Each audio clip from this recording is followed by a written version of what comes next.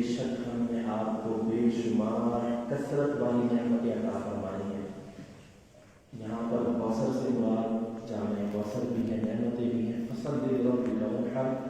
بس آپ اللہ تبارک و تعالیٰ کے لیے نماز ادا کریں اور قربانی کریں۔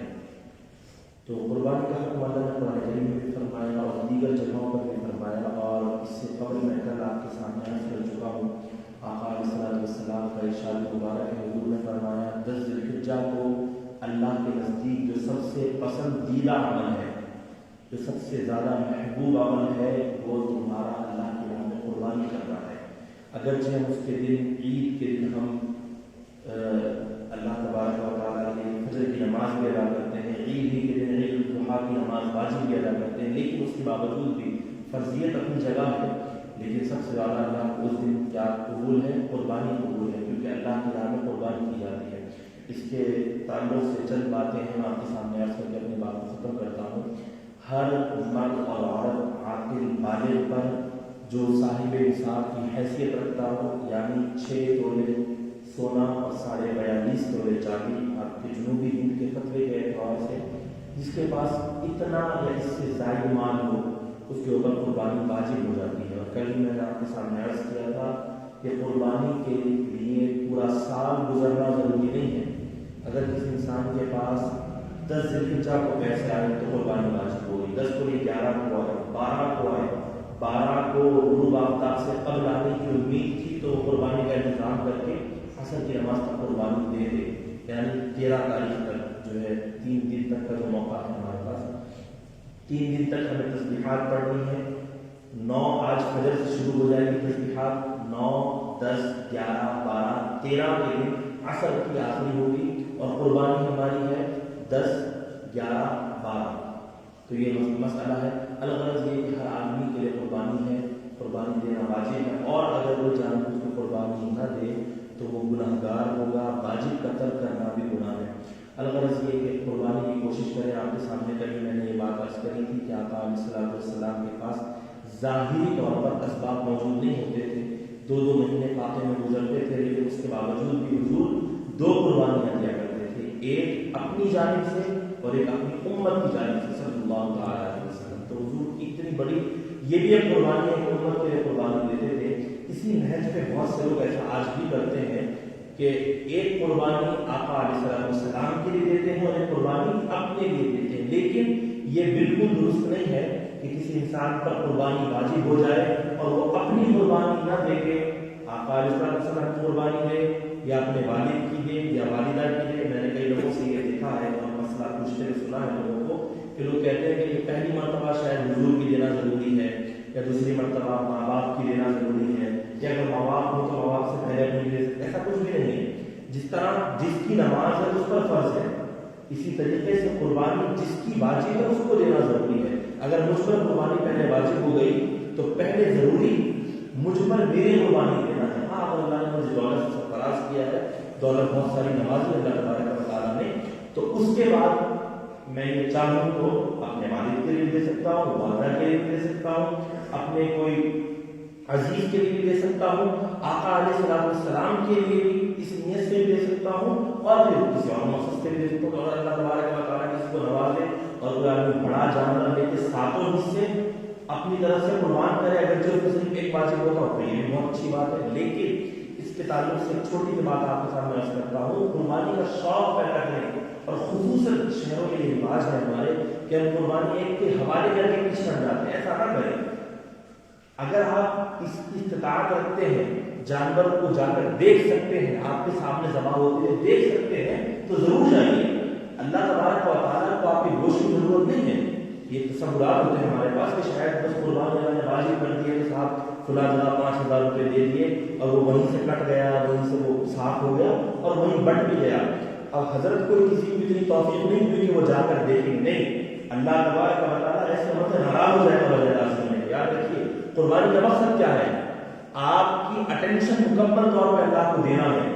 نماز کا مقصد کیا ہے؟ نماز کے لیے کھڑے ہوئے ارادہ پورا دوسری طرف رکھا تو بجائے رب کو راضی کرنے کا رب ناراض ہو جائے گا۔ ایسے ہی جب آپ قربانی کرتے ہیں اور ممکن ہے کہ جانور خود ذبح کر سکیں تو خود ذبح کریں، اگر استطاعت نہیں رکھ سکتے تو قصاب کو بلائیں، ذبح کرنے کے کھڑے ہوں، اگر اتنا بھی ممکن نہیں ہے، آپ کا فلیٹ اوپر ہے، یہ سب چیزیں ہیں، تو کم سے کم آپ کا جانور جہاں ذبح ہو رہا ہے آپ جائیے دیکھیے تو صحیح قربانی کس لیے ہوگی، اللہ کو نہ دیکھیے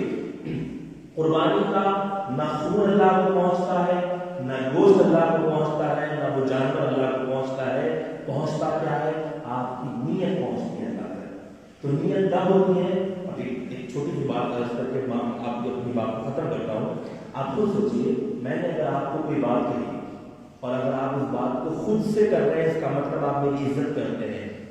آپ کے دل میں میری محبت ہے۔ لیکن میں آپ سے کوئی بات کہوں اور آپ کو دوسرے سے کہہ دیں اور دوسرا تیسرے کو کہہ دیں، اس کا مطلب یہ ہے کہ آپ کے دل میں میری عزت نہیں ہے۔ اگر باپ بیٹے سے کچھ کہے اور بیٹا نہ مانے تو باپ کتنا ناراض ہوتا ہے کہ میرا اولاد میری اولاد ہو کر میں نے ایک چیز کہی کہ دوائی لا دے یا کوئی سامان لا دے، اس نے اپنے بیٹے کو کہہ دیا تو تکلیف ہوتی ہے نا انسانی تقاضے کے اعتبار سے۔ اللہ کو تو معاذ اللہ تکالیف سے ان چیزوں سے پاک ہے، لیکن اللہ تبارک و تعالیٰ راضی کبھی نہیں ہوا۔ یاد رکھیے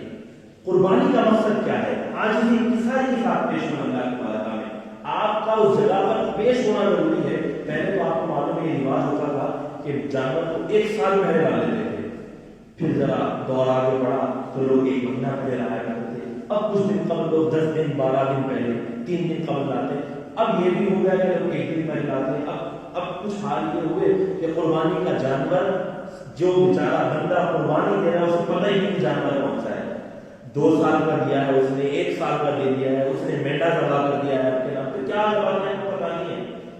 اگر بکرا یا مینڈا ہے تو اس کی مدت عمر 1 سال ہونی چاہیے، یا تو 1 سال کی عمر کا ہو چکا ہو یا اس جیسا دکھتا ہو، اور بڑا جانور اگر ہے تو کم سے کم 2 سال کی عمر ہونی چاہیے، اور اونٹ کے لیے 5 سال کی عمر ہے۔ الغرض یہ کہ اپنی ان چیزوں کو توجہ دیجیے، اور یہ اس لیے میں نے تھوڑا بیان کو طویل کرایا اس کے لیے کہ یہ مسئلہ ہے ضرور ہے، انشاءاللہ تبارک و تعالیٰ اللہ زندگی دی تو عصر کی نماز کے بعد جو بیان ہوتا ہے اس میں انشاءاللہ تھوڑی تفصیل بیان کر کے مسائل سمجھانے اور اگر اس کے علاوہ کسی کو نہ سمجھنا ہے تو بعد میں یہ پوچھ سکتا ہے۔ الحمدللہ رب العالمین، اللہم صلی علی سیدنا شفیعنا حبیبنا مولانا محمد وعلی آلہ وصحبہ افضل صلواتک وعدد معلوماتک وبارک وسلم۔ اللهم ربنا آتنا في الدنيا حسنة وفي الآخرة حسنة وقنا عذاب النار۔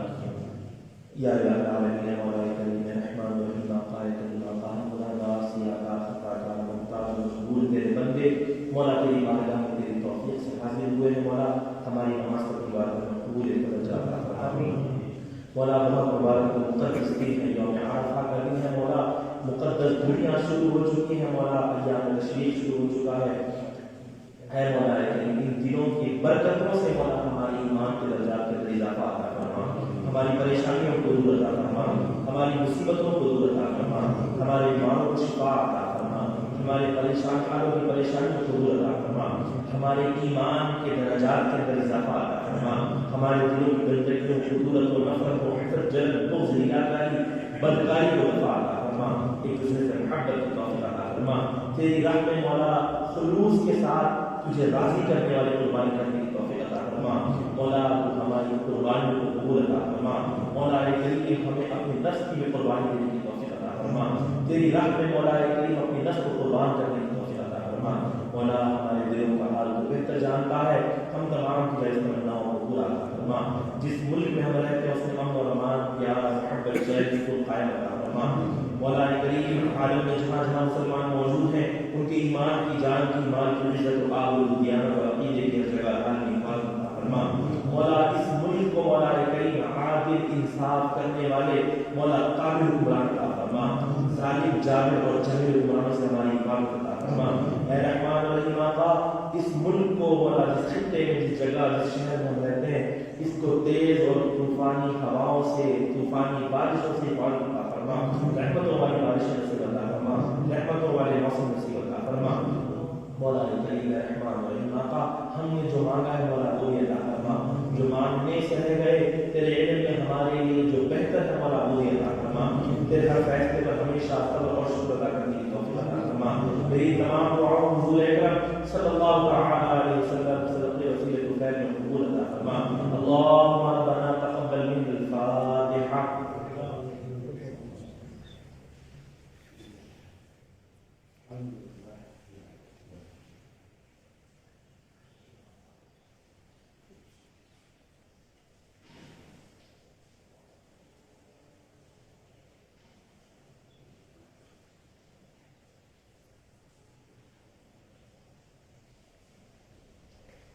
إن الله وملائكته يصلون على النبي يا أيها الذين آمنوا صلوا عليه وسلموا تسليما اللهم صل على سيدنا شفينا حبيبنا مولانا محمد وعلى آله وأصحابه وسلم وعلى معلوماتك وبارك وسلم سبحان ربك رب العزة عما يصفون وسلام